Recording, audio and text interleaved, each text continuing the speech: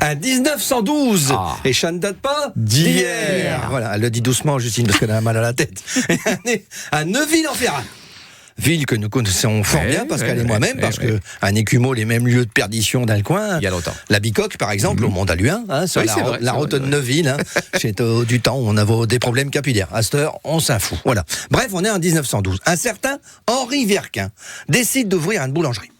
Henri, il fait 6 gosses. Et chez Terre tous des boucs à chuc. Parce qu'ils travaillent Terre tous là-dedans. Tous dans le chuc. Et dans les 6, il y a 2 frères qui ouvrent la biscuiterie des 3 cigognes. Biscuits et confiserie. Jusque-là, vous suivez, Je suis. Chaque hommage à sentir le caramel. Attention, éloignez les diabétiques du poste. En 1952, les 2 frangins ils décident de se séparer. Je sais pas, il y en a un des 2 qui a fait des bêtises. Voilà. Et il y en a un qui reste dans le biscuit et l'autre il continue à faire des chucs. Georges qui s'appelait. Et en 1957, il y a l'idée d'une recette. Je raconte. Pendant la guerre de 14, la famille Verquin, elle avait hébergé un officier anglais. Et cet homme, quand il est parti, il leur a laissé un cocktail de plantes médicinales qu'il avait ramené des Indes pour les remercier. Je te parle d'un rapiotti. Même pas une shot de bouteille de whisky, quoi. Je vais pas rien du tout, quoi. Tenez, je vous remercie, je vous donne des infusions. Ça, j'ai bien les Anglais, sur les crottes de terre tous, que l'occupation principale de la planète, c'est faire bouillir de l'eau. Enfin bon. Et Georges, avec ses plantes, il décide de faire un bonbon. Il prend dans le cocktail de plantes de la réglisse, de l'eucalyptus et de l'anis étoilé. Il fait le mélange, tu vois, il fait un truc, et après il se demande, mais quelle forme il va donner à ce sucre ? Eh ben, il a l'idée de la faire en forme de gaillette de carbone. Et de la faire toute noire. Et c'est comme ça qu'est née la célèbre pastille du mineur. Ouais, je le voyais venir.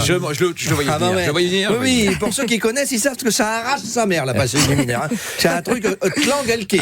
Voilà. Mais elle est recommandée pour emporter justement la boucle des mineurs, parce qu'il emmenait dans le fond avec eux. Pourquoi, vous allez me dire ? Non, bon, c'est pas grave. C'est pourquoi ? C'est parce que chez Ton interdit de fumer dans le fond.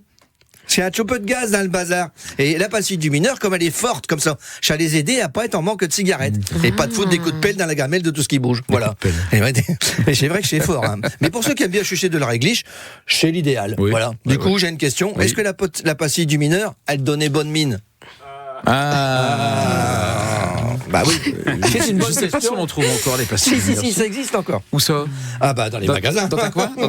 Et les Verquin, c'est même eux qui ont inventé les têtes brûlées. Ah, j'adore ça. Ah voilà. Merci, Zef. Ici, Nord, à la radio, sur mobile, à la télé,